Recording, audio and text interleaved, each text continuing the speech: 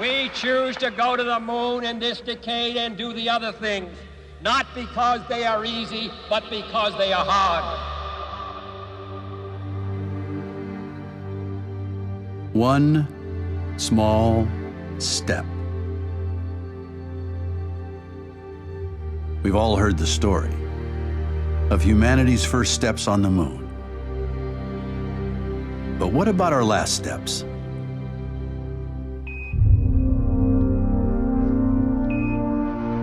This is Gene, and as I take man's last step from the surface for some time to come, but we believe not too long into the future, America's challenge of today has forged man's destiny of tomorrow.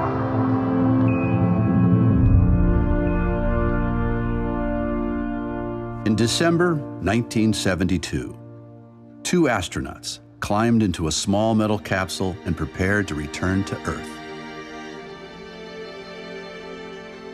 The Apollo 17 crew included the first scientists to set foot on the moon, and the astronauts spent more than 3 days exploring. They conducted more experiments and examined more of the surface than any previous mission.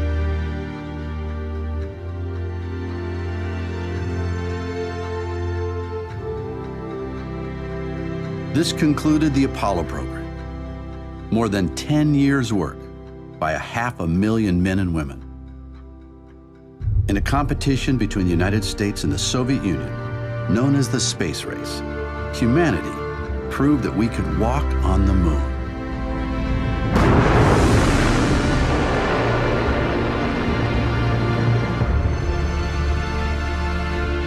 When the Apollo 17 astronauts blasted off, most people thought we would return soon. But we didn't. Apollo hardware sits abandoned on the lunar surface for more than 40 years now, relics of another time. For many of us, the space race seems like ancient history. Some people miss the glory days of Apollo's explorations. Others think the missions never even happened. Children who once played at being astronauts have grown up, had children and even grandchildren of their own. Now, the next generation of explorers will make the journey.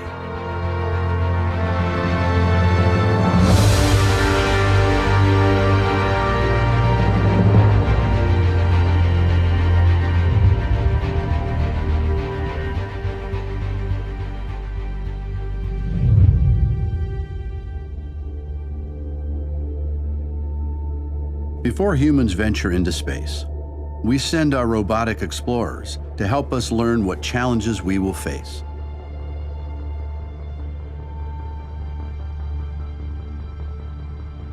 These spacecraft act as our eyes and ears in space, helping us find out much more about our nearest neighbor.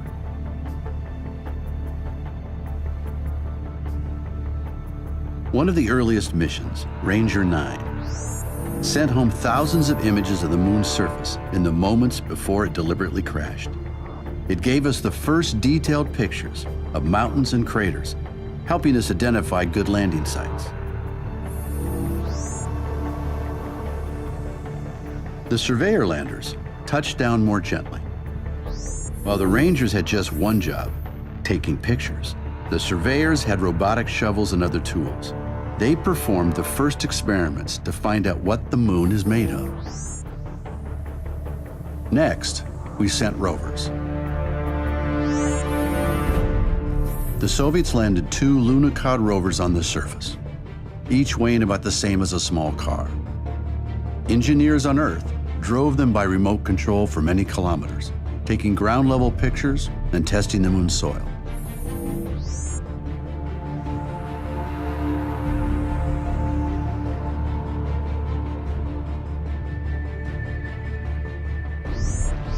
Scientists today still study data and samples from these historic missions. But these early visitors mostly told us about the small areas where they touched down. To get a bigger picture, we need to look at the moon from orbit. NASA and the European Space Agency have sent spacecraft to orbit the moon. And recently, China, India, and Japan have done the same. From orbit, these spacecraft have mapped the moon, cataloged chemicals on its surface, and even measured tiny changes in gravity from one place to another.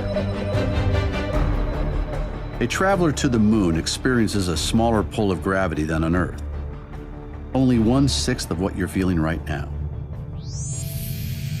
A visitor might also be shaken by moonquakes, which can start deep inside the moon.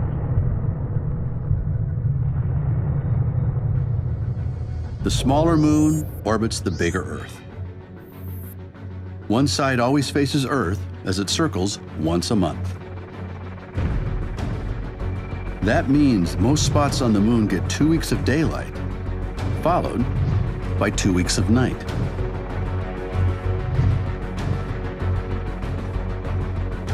With no atmosphere to trap the sun's heat, temperatures can rise to more than 100 degrees Celsius, then drop to minus 150 degrees Celsius. A visitor to the moon needs to deal with this wide range of temperatures. But not every spot on the moon goes through such extremes. Near the poles, some mountains receive sunlight all the time, and some deep craters always remain in the dark. One spacecraft, called the L-Cross, went on a one-way mission to slam into one of these dark craters. The impact lifted up a cloud of material that had been hidden from the sunlight for billions of years. Inside this cloud, the L-Cross detectors discovered pure, frozen water. Water at the poles can help people to live on the moon. We can drink water, of course, use it for growing food, and also break it down into oxygen and hydrogen. Obviously, we need oxygen to breathe, but we can also use oxygen and hydrogen as rocket fuel. The moon has other resources too, including aluminum, iron, gold, even platinum. These can help us out here on Earth, help us survive on the moon, and help us venture to other worlds and beyond. But the moon lies far from Earth, and governments have spent tens of billions of dollars to travel there. Can we find a better, more economical way? What would motivate people to start a new space race? For centuries, people have created prizes to encourage exploration. In the 18th century, the British government offered a reward to improve navigation and to make ocean voyages safer. Nearly 100 years ago, New York hotel owner Raymond Ortigue offered a prize to the first person to fly across the Atlantic non-stop, a first step toward creating global commercial airlines.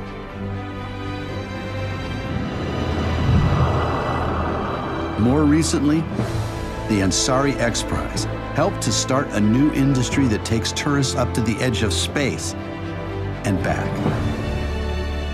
Such prizes have successfully opened up frontiers of opportunity and changed civilization in unpredicted, innovative ways. So what prize could bring us together to go back to the moon? How can we harness the enthusiasm, resources, and know-how that exist all around the globe? For such a difficult project, you need a big prize and a big vision. The Google Lunar X Prize has inspired people from around the globe to join a new era of lunar exploration. This $30 million competition will stimulate a new generation of engineers, scientists, and entrepreneurs to think about space as a place to do business, to innovate, and to change the world. So, what do you have to do to win the Google Lunar X Prize? The first challenge is to escape the Earth's gravity.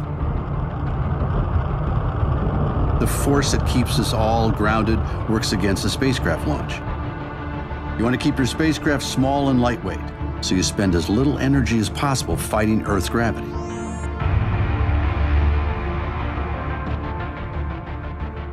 Once you're off the ground, you need to cross the 400,000 kilometers to the moon. One small miscalculation, and your spacecraft could end up missing the moon entirely. On the way, you need to make course corrections to avoid smacking straight into the lunar surface. To get into lunar orbit or begin your descent to the moon's surface, you need to slow down. Slowing down requires firing engines at exactly the right moment for the right length of time, so you need precise calculations to end up in orbit. Then you need to find some place to land. You'll probably want to avoid rocky hills and craters and land someplace flat. After making it to the surface, your craft has to either take off again or release a rover or smaller hopper. Then, whether it flies, hops, rolls, or roves, your spacecraft has to travel a distance of 500 meters. To claim the Google Lunar X Prize, you must now initiate your mooncast, take video and pictures, and send them back to Earth so we can all share what your spacecraft can see.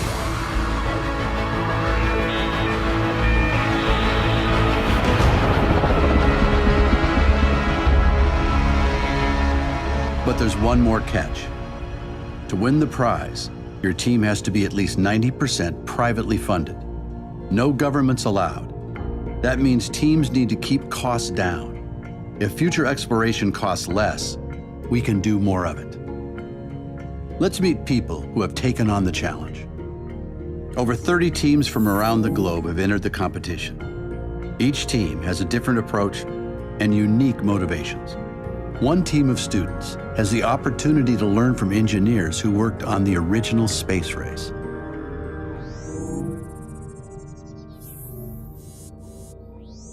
I'm Ruben with Team Omega Envoy. We are in Orlando, Florida, and our rover name is Sagan. And the cool thing about Sagan is that students are getting to design the rover, and they're also building it. So they get to send a piece of them to the moon.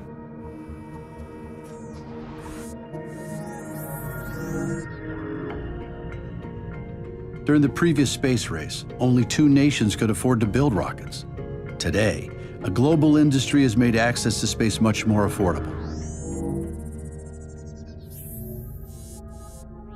We are Barcelona Moon Team, and when we were selecting our launcher, we had several options. We had the European Vega, we had the Russian Dnieper, and the American Falcon 9. But we finally selected the Long March 2C, a Chinese launcher, very reliable and cost-effective. Without government funding, teams have to find ways to raise money. Most teams rely on volunteers from many disciplines.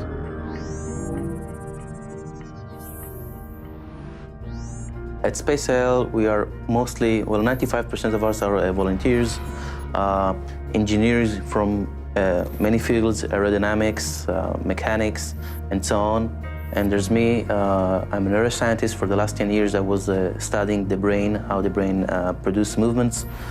In the spacecraft, it's the same. Inputs are getting inside from different sensors, getting processed, and then a command is issued to the engines just instead of the muscles. Keeping the mass of a spacecraft small reduces the cost of a launch, forcing teams to explore compact and creative designs.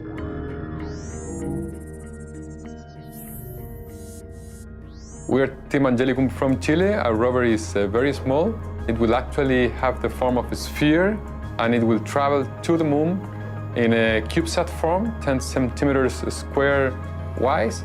And then it will, with the help of temperature and the condition of being a memory metal, it will spread out, giving it the form of a dandelion.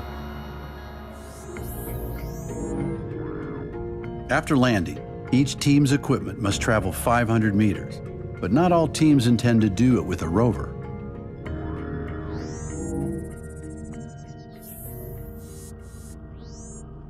The Penn State Lunar Lion spacecraft has been designed to be as simple as possible. in order to accomplish this mission, no more or less complex than we need to land on the surface of the moon, since the spacecraft can already fly, take off again and fly 500 meters to a secondary landing site, where it's going to take beautiful video and images of the surface of the moon, return them to the Earth for all of us to see, and then Penn State will win the Google Lunar X Prize. Some of the spacecraft's finely tuned sensors will give us a new look at previous landing sites, perhaps winning the Heritage Bonus Prize in the process.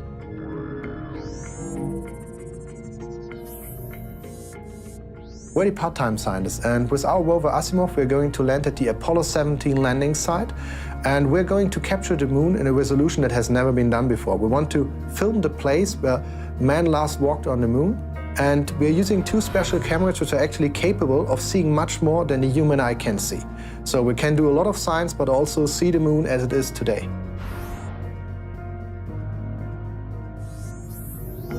The Google Lunar X Prize offers an incentive to get to the moon, but many of the teams are investing in technologies that will allow us to stay permanently.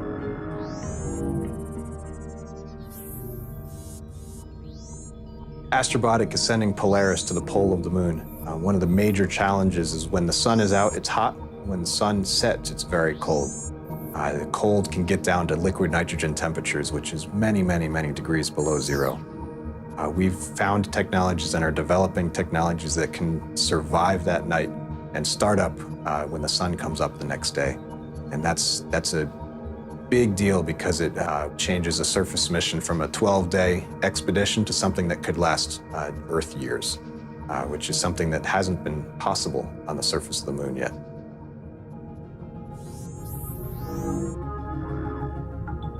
Finally, to compete for the $20 million grand prize, these teams must make their attempt before the competition deadline.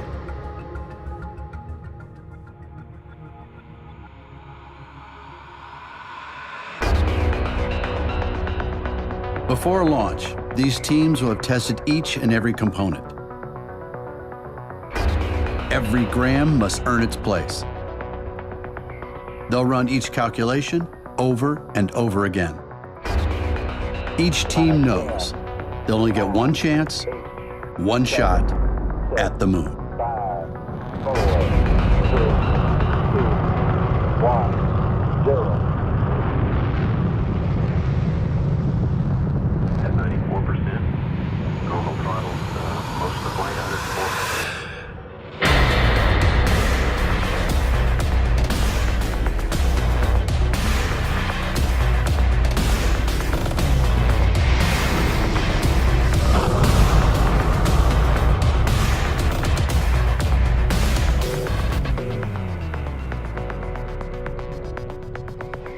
Who will make this daring attempt to win the prize? Which spacecraft will survive the 400,000-kilometer journey? Which team is going to land on the moon?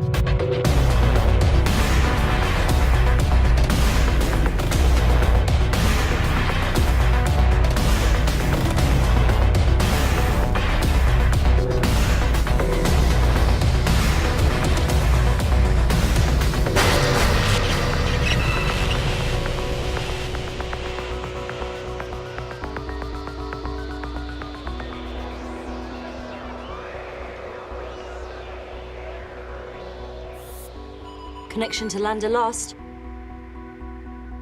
We still have no status update.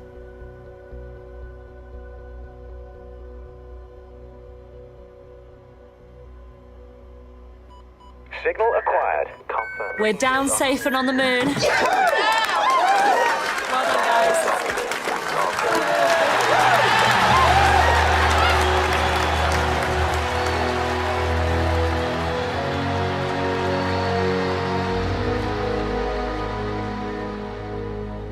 What message will the successful team send home?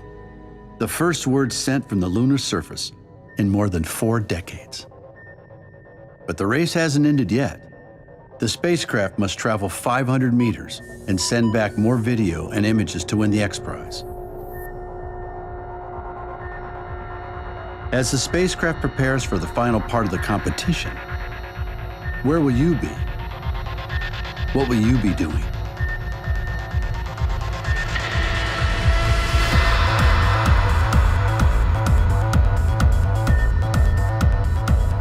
Will you be cheering on your team? Will your team take the prize? 490 meters, 491, 492, 93, 94, 95, 96, 97, 98, 99.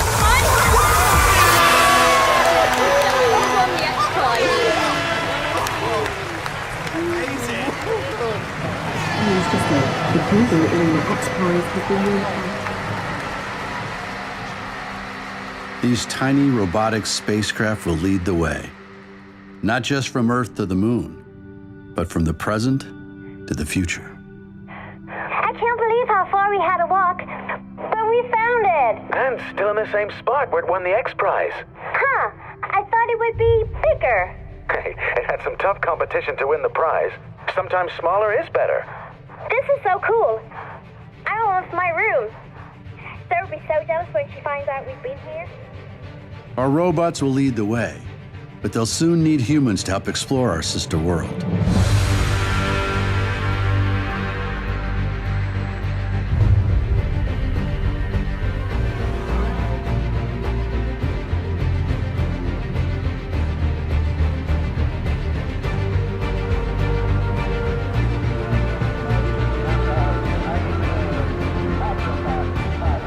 Future settlements will provide places to live and work, to gather resources that will enrich life on Earth or launch us towards farther destinations. Okay, Team 3, do you need any assistance? No, we're done here. Just a minor repair. We'll be done in 5. Great, we'll check back with you. Perhaps some of the problems we face here on Earth can find solutions out here, on the moon or elsewhere in space.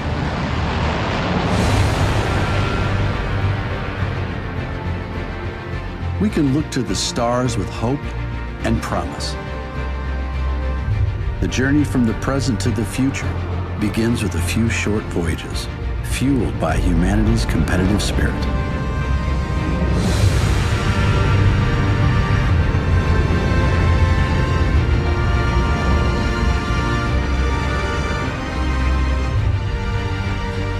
These expeditions will take us back to the moon.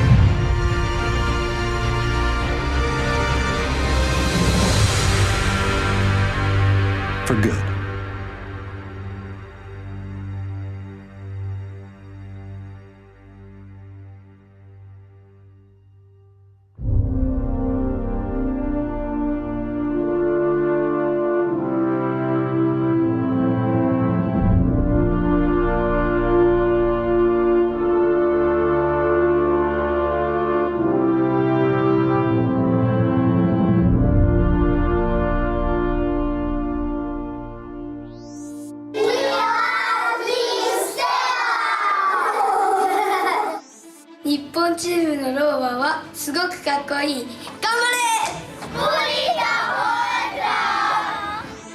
Y son los mejores.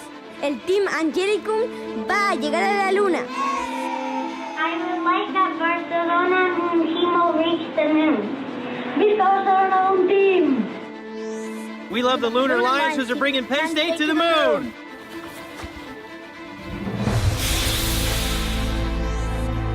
I like the Team Italia because they have something we have nicknamed the yellow tarantula because it kind of looks like a tarantula except it has 6 legs. We love Team Astronauts! I think if I was in the competition, I would win.